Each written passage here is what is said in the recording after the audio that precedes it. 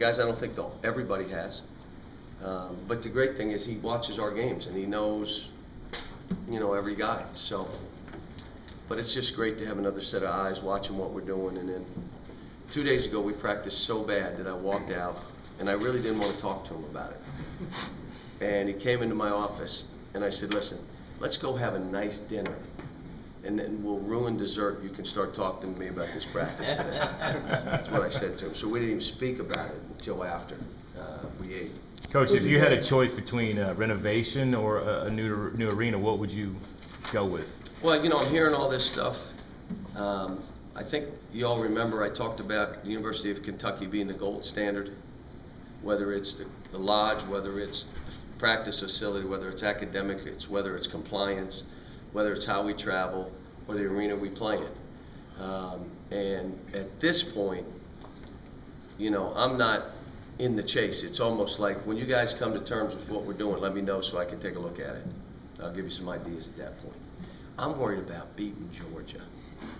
That's what I'm worried about. And I haven't spent any time, to be honest with you. Nobody's approached you. I've had people approach me to say, hey, I've said, look, I'm coaching basketball.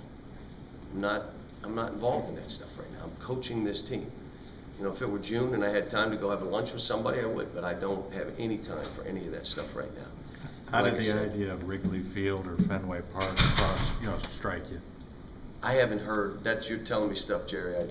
You're just telling me. I have no idea what you're talking about. Well, Jim Hose said that the idea with renovation would be make Rupp sort of a mystique, a place that has history like Wrigley. It can be the gold standard.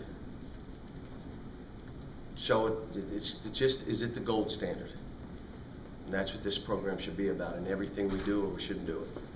PG People says, he said spoke to the team. What did they say? What did he impart? What did he get? We had him come in during the Martin Luther King holiday, and I wanted him to talk about the university in the 60s when he was here and to let them know how far things have come. And I also wanted them to know that even today, you're going to be treated different with the uniform on and the uniform off.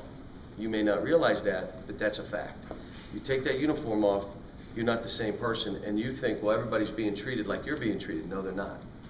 And so I wanted him to let them know how things were, and he did a great job. I mean, he's done a great job for this community, for all races of this community. He's done a great job. How receptive was the They were good.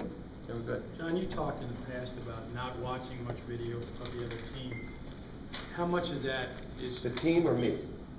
you? I watched 5 or 6 games, And our last game. Not showing it to the team. How much of that, if at all, is the fact that you might not get the same read watching Georgia play Auburn than they would at Kentucky when they're all jacked up? I watched the tapes, and that's what I say. They're not going to play this way against us, so why am I even watching this? But my point of not overloading my basketball team with their tapes, I'm worried about us playing well. I'm not worried about you playing against Georgia. Let's play our best, and let's worry about our team. And they'll see tape right before the game of what we need to show them. If there's a team that I think they need to see a half of, I'll say, hey, there's a half, the second half of their game against Florida is in there, in your locker. If you want to look at it, fine. If you don't, that's fine.